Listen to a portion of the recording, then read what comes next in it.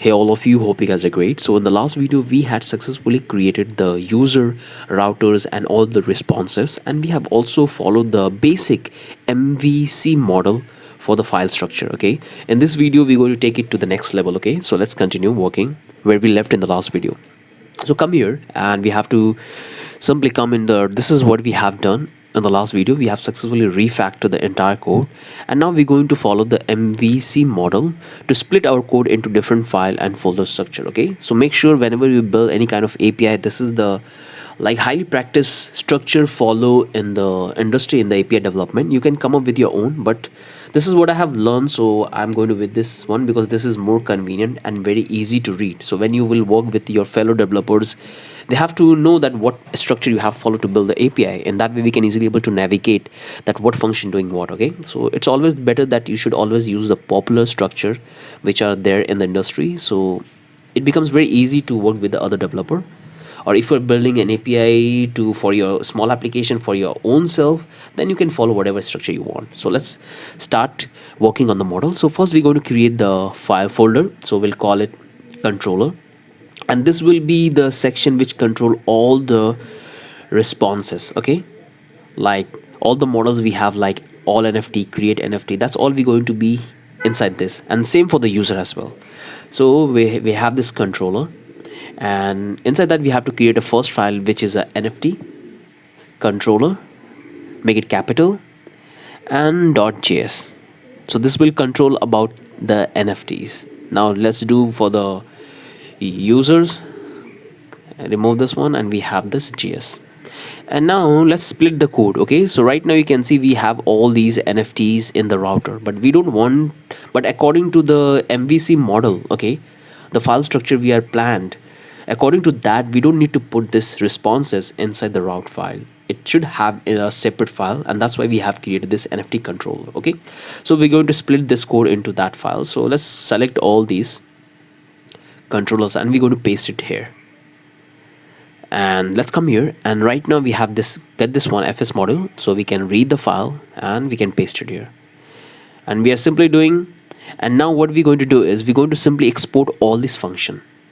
So let's do that. So right now we have this const as a variable, but we have to export it so we can easily able to receive this function in our NFT router. So this is how we're going to do it. Simply make sure you copy this one and do this to all of these, write this dot and create. We have, now let's do it for the single NFT, do it for the update NFT, and do it for the delete NFT. Okay, so we are not doing a single export like in our router. We are exporting entirely the entire document, but here we are exporting individually because we have to call this function individually one by one on different routers. Okay, so that's all the export we have for this function, and you can see everything's looking good so far. And right now you might be getting an error in your terminal, but don't need to worry about it. Right now we are just refactoring the code. So that's all the export we have, and now here we're going to import that file. So we'll call it const, and the file name we're going to call it NFT controllers. You can call whatever you want, and this is going to be required, and it's coming from the where it's coming for controller, and we have this NFT controller. So this NFT controllers have all the functions which we have defined in that NFT controller. Okay, and that's what we're going to call it. So this is one way of importing. Okay, this is one way of importing the data. Let me comment out and let me show you the other way. So you can also deconstruct the exports. Okay, simply remove this one, take this block, and here we're going to import individually. You can do this with this as well. So let's do it. I would just want to show you that you have multiple options. Coding is not limited to a single thing. You can come up with multiple solution, and it's always better that whatever project you are working on, you should always try multiple way to achieve the same functionality. In that way you will learn faster. So that's all the imports we have here. You can see everything is working fine. Right now we don't have the error, so our app is running fine because all the exports function is here. Now you can simply come here and you can test. So you can see we have this NFTs, we have the user invalid data. So no matter what function you will call, it will work as it was working before. Okay, you can see all the responses from our Morgan dev environment. Okay, so that's looking perfect. But what I want, I'm not going to follow this structure, because why should I add unnecessary extra line of code?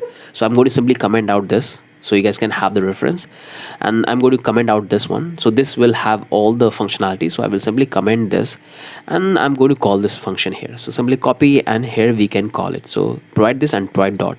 This will work in the same way, the way it worked in that way. Okay, so it will work in the same way. In this way we have to write less code. So let's call this one, do this for the update NFT, and do it for the delete one. So it will work in the same way. So that's looking perfect. If you come and you can do the testings, and you can find things are working as it is. So that's looking perfect, and it looks much better and much cleaner. So that's looking fine. I'll leave that comment so you guys can take the reference from that. So that's looking fine. Now let's come back to the other one. So here we have the router for the users. Now we have to split the code for the users as well. So simply grab this entire, cut it down, and here we're going to paste inside the user controller, and here we're going to make it export. So select all these together, and we'll say export, and we have to provide this dot. That's looking absolutely perfect. So that's why it's looking good. And now we have to simply receive the file here, and we'll call it user controllers. Okay, you can see how clean it looks. And here we're going to import that file which is coming from controller, user controller. So that's our data, and we're going to call it individually one by one. Do it here, and we're going to do this, and now we have this one. So that's looking much better. Okay, so that's for the users. I hope you guys have got the understanding that how you have to structure the code and how you have to call the functions. Okay, so we are following the basic MVC model, but we're going to follow the same structure throughout this entire API development. Okay, so let's close this all, and everything's looking fine. And now we have to refactor this as well. You can see this is the port 300, and app.listen is a part of server. Okay, it's nothing related to the middleware. So we're going to split this code as well in different file. So to do that, what I can do, I can simply come here and create one more file in the main directory, and I'll call it server.js. Okay, and in this I'm going to handle all the things, all the global error, all the database connections, all the servers related thing in that app.server file. And this file is going to be the starting file for our API. Okay, not the app.js. So I'll show you how you can do that. So let's come here, and here we're going to simply take this, and from here we have to export that app. Okay, so we can easily able to receive in that. Okay, model.export, and we have to receive it here. So far nothing new. You guys are familiar with this structure which we are following, and here we're going to simply receive that file. So that's coming from the app. Okay, so that's the server we have here. Now let's come back to the package.json file, and here we have to do the changes. So this time we don't want to run the app.js file, we want to run the server.js file. So in the start script we have to do the changes. So simply come here, remove this entire one. So remove this one, and here we go to call the package we have installed at the beginning for running the server in the terminal. So we're going to call the same package, node mon, and we have to define the the page we want to start. So this time we're going to call this server.js. Okay, this is the starting point of our application. Okay, and I want to change this to test, not okay, sorry, start. So that's the script we have. And if I come here and simply close this one, and this is going to be the starting point, server.js file, not app.js file. So we're going to simply start the application. We'll type npm start, because that's the script we have defined in our package.json file. So let's hit enter, and here you can see right now it's looking absolutely perfect. Our server.js file is got activated, and we are getting the log from there. So hope you guys have got the idea that how we have refactored this entire code. We're going to follow the same structure I'm telling you over and over again. So you guys should start preparing yourself with this structure. And if you come here, you can do the testings, all the requests. You can see post and get. So everything's looking fine. No problem we have in this. So that's looking good. Let's bring the terminal down, and let's come up here. Okay, that's the entire code for the app.js, and it's so clean. We don't have too much jargons there. Okay, we are only handling the middleware and the important functions which we want to run every time someone make a request on our API.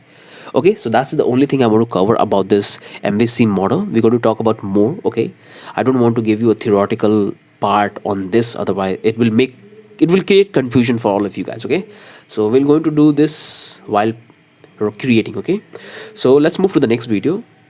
So that's the only thing I want to cover. Hope you guys have found this interesting and you have learned something new. With that, let's move to the next video.